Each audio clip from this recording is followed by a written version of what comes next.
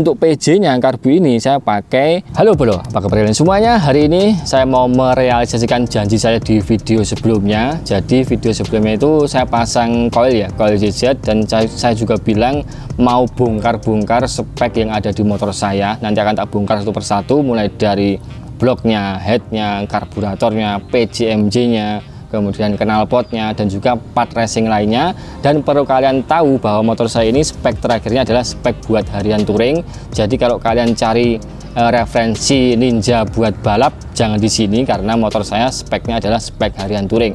Jadi mungkin buat kalian yang masih bingung Ninjanya mau diapain, mungkin buat harian touring aja, bisa simak video ini.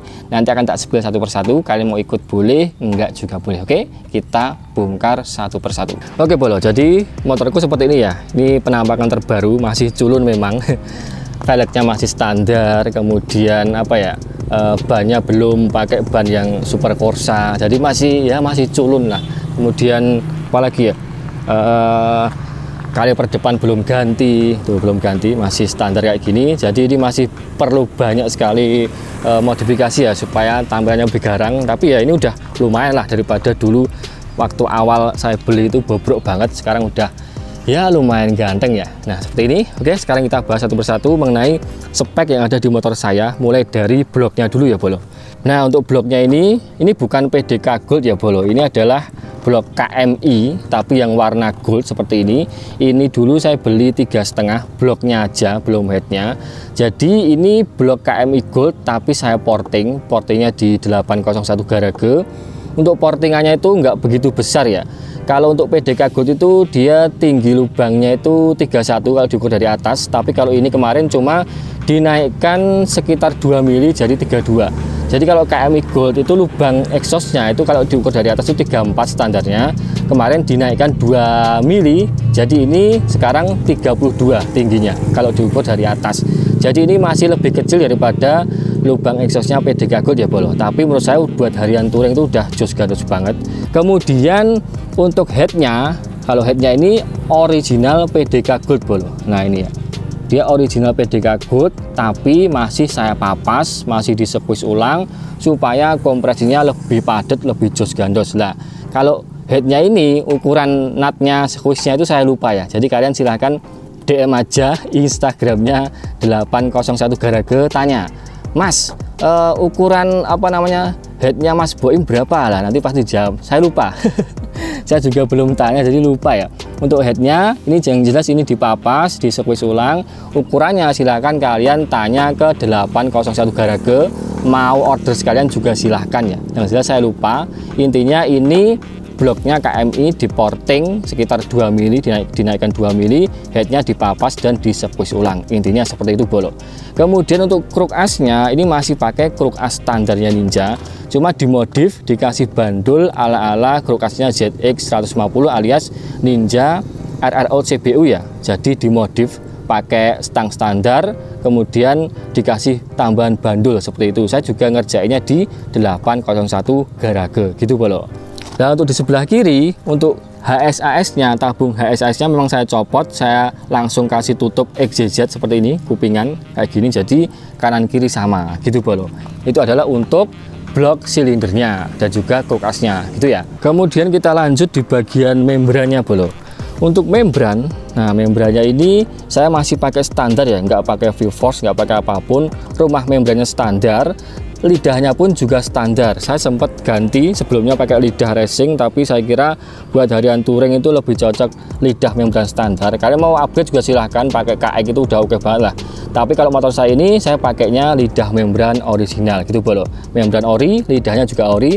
Buat harian touring itu sudah jos gandos top marka top. Nah sekarang kita mundur ke belakang di bagian karburatornya bolo. Nah untuk karbunya ini sebelumnya kan saya pakai karbu PWK KRJ 30. Nah itu sebenarnya udah oke sih, cuma saya rasakan lama-lama kok kayaknya harus bisa di-upgrade lagi karburatornya, bisa lebih jos lagi gitu loh.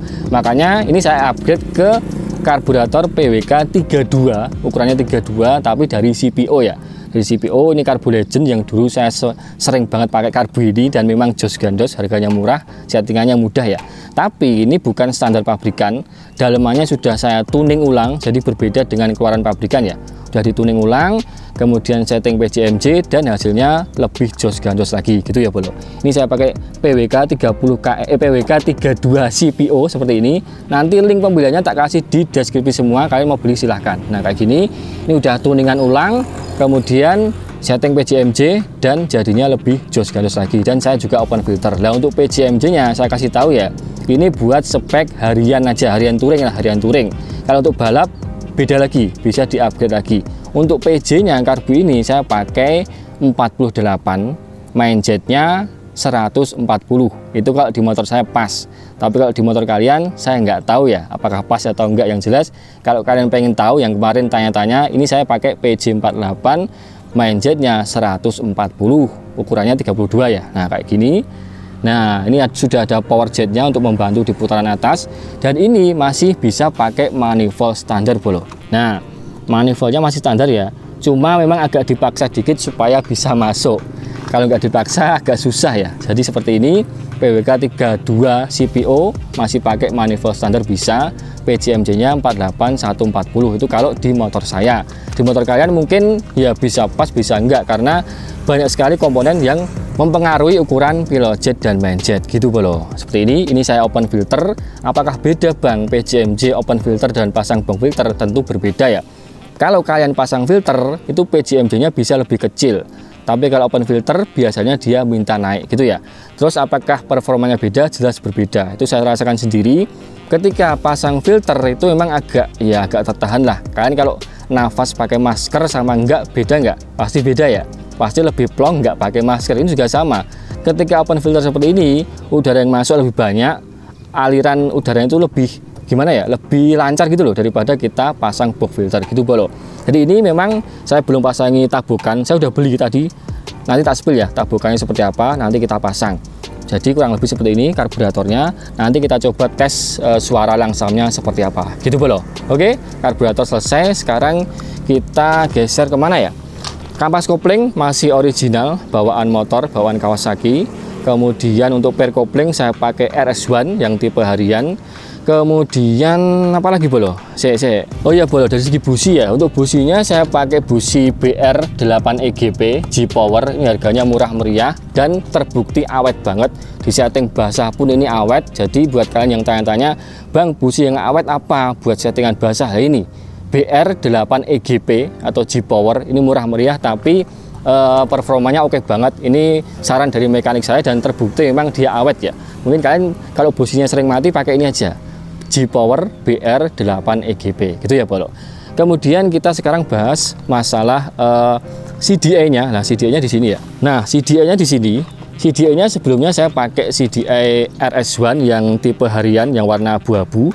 Tapi itu lebih enak buat kalian yang suka ngebut, buat trek panjang, nafasnya itu lebih panjang, lebih oke gitu, tengah atasnya jos gandos. Tapi karena saya cari performa untuk putaran bawah menengah buat harian touring, makanya saya standarkan lagi pakai CDI standar, itu sudah jos gandos. Jadi karakter CDI standar itu di putaran bawah menengah, kalau CDI racing kebanyakan di tengah ke atas. Sesuaikan dengan kebutuhan kalian seperti apa gitu ya bolo. Untuk CDI nya, untuk coilnya, nah kemarin sudah saya bahas ya, coilnya di sini. Di video saya sebelumnya sudah saya jelaskan secara lengkap. Saya pakai coil dari ZZ125 original, itu memang apinya lebih gede, lebih bagus. Sudah banyak yang dyno, memang bisa meningkatkan power dan torsi motor kalian walaupun tidak begitu signifikan ya. Kalau cuma coil aja paling ya 1 HP-an kurang dikit lah, itu bisa menaikkan performa motor kalian. Jadi saya pakai ZZ, harganya sekitar 700 ribuan gitu bolo. Kemudian dari timing pengapian, sebelumnya saya sempat geser timing pengapiannya dengan cara menggerinda sepi magnet. Itu memang lebih oke sih, cuma karena ini kebutuhannya lagi-lagi ya buat harian touring, saya standarkan lagi. Dan itu ternyata menurut saya lebih cocok ya, timing pengapiannya saya standarkan lagi dan dari sebelumnya yang sudah saya geser gitu. Kalau kalian mau geser juga silahkan, tapi untuk saya ternyata lebih cocok tidak digeser timing pengapiannya gitu ya. Sesuaikan aja dengan kebutuhan kalian seperti apa. Oke, kemudian ini saya pakai tabung ris dari Novadas. Nah ini banyak juga yang pakai, buat balap pun juga pakai ini, karena yang pertama ini dia ukurannya lebih besar dan juga minim lekukan bolo. Kalau bawaannya ini kan banyak lekukan, jadi sirkulasinya kurang bagus. Kalau Novadas itu dia membulat gitu, lebih gede juga, jadi sirkulasinya lebih bagus lagi. Nah kayak gini, ini juga memang sudah terbukti meningkatkan performa Ninja kalian gitu. Harganya murah-meriah, cuma di harga 60-70 ribu aja. Selanjutnya kita bahas knalpotnya ya. Nah knalpotnya ini sebelumnya kan saya pakai knalpot ya, Super Cobra, dan juga perutnya 41 besar, tapi saat ini saya kecilkan lagi untuk perutnya. Nah perutnya ini saya pakai perut 40 aja, leherannya Celande biasa, press perutnya saya kecilin menjadi 40. Stingernya ini sekarang menjadi 26, sebelumnya saya pakai 28 Super Cobra, ini 26 Cobra biasa bro. Jadi naiknya nggak terlalu tinggi, tapi sudah cakep banget. Nah kayak gini ya, ini 26, 40. Dan untuk silencernya saya pakai 30 cm dari RS1 warna biru dongker. Moncongnya ini model yang B. Nah kayak gini. Dari segi suara oke, tampilan juga mantep. Nah kayak gini tampilannya mantep ya. Seperti ini tampilan knalpot Cobra biasa menggunakan silencer RS1 yang 30 cm. Menurut saya ini sangat cocok buat spek harian touring gitu ya bro. Jadi buat bawah tengah itu jos gandos banget. Kalau kalian mau pakai perut yang lebih besar, stinger lebih besar, itu nanti resikonya pilot jet manjet minta naik pasti. Dan saya rasakan sendiri dari segi pengalaman saya, kalau semakin besar knalpot, perutnya baik perutnya maupun stingernya itu nanti powernya akan lebih keluar di tengah ke atas. Jadi buat atasan oke, tapi buat bawah saya kira agak kurang ya. Kalau terlalu besar perut dan juga stingernya gitu bro. Untuk stinger ini juga berpengaruh ya. Kalau model Super Cobra itu juga sama, semakin panjang stingernya ini maka nafasnya akan lebih panjang tapi lebih keluar di tengah ke atas, bawahnya agak kurang ya. Jadi silahkan sesuaikan dengan kebutuhan kalian. Kalau saran saya, kalau kalian suka ngebut silahkan pakai stinger panjang, nggak ada masalah, asalkan spek mesinnya juga mumpuni ya, jangan standar. Kalau standar nanti ngos-ngosan, paling enggak ya mesinnya udah di porting, bisa pakai yang Super Cobra gitu ya bro. Jadi knalpot ini menyesuaikan portingannya seberapa besar. Kalau standar aja kalian pakai seperti ini udah cukup, 40, 26 Cobra biasa itu udah cukup. Tapi kalau portingannya besar, nah kalian bisa pakai yang lebih besar juga, pakai 41, 42, 43 bisa.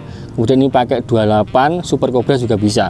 Tapi kalau standar ting-ting atau porting harian seperti saya, pakai ini udah cukup, 40 perutnya, stingernya pakai 26 Cobra biasa sudah sangat jos gandos gitu ya bro. Kalau mau nurut silahkan, enggak juga boleh.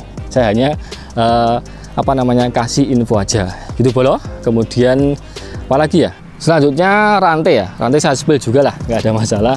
Untuk gearnya ini saya pakai RK Takasago, ini gear belakang ini 42, kemudian gear depan itu 14 ya, 14-42. Ini karena saya memang ngejar di putaran bawah menengah.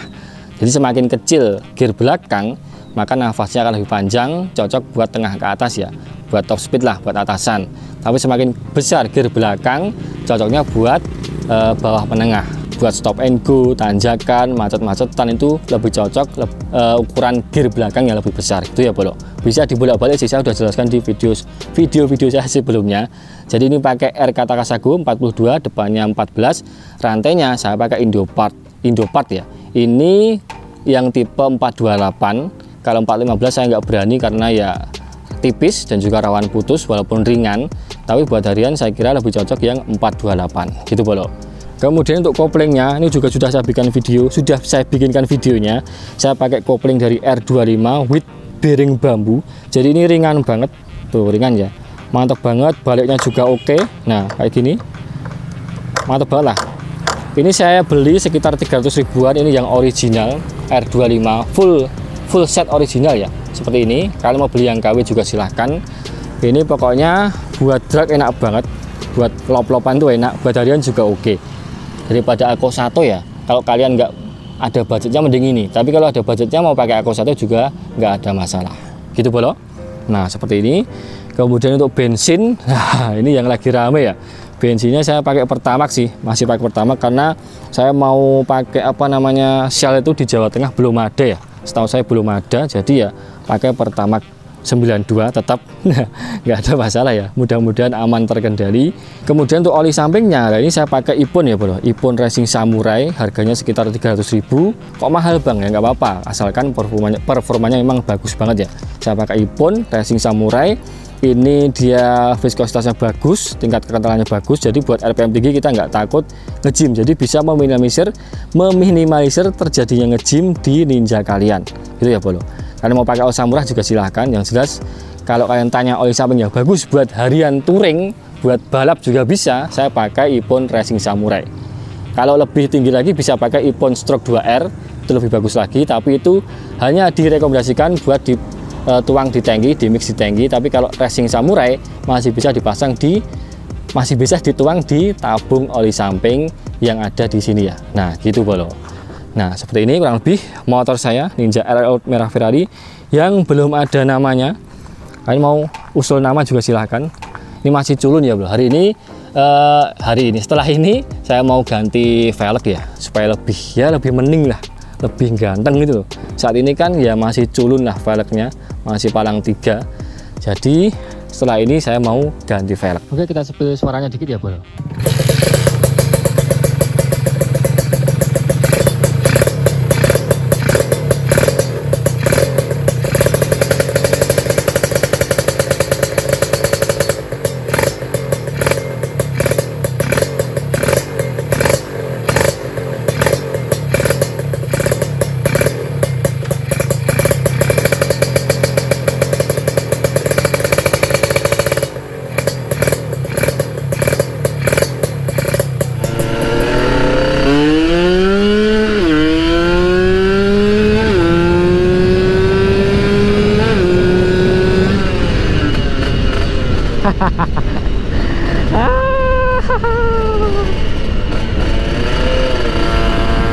Oke, kita tes tipis ya bro. Mungkin sekian yang bisa saya sampaikan ya mengenai spek terbaru motor saya. Jadi ini speknya adalah spek untuk harian touring aja, bukan untuk balap. Kalau untuk balap pasti partnya berbeda lagi. Jadi kalian mau ikut silahkan, enggak juga boleh. Yang jelas saya hanya memberikan referensi buat kalian yang mungkin masih bingung Ninjanya mau diapain, mau diginiin juga boleh. Gitu. Terima kasih sudah menonton. Jangan lupa tonton terus video-video Bocah Ini Mom selanjutnya. Mantap.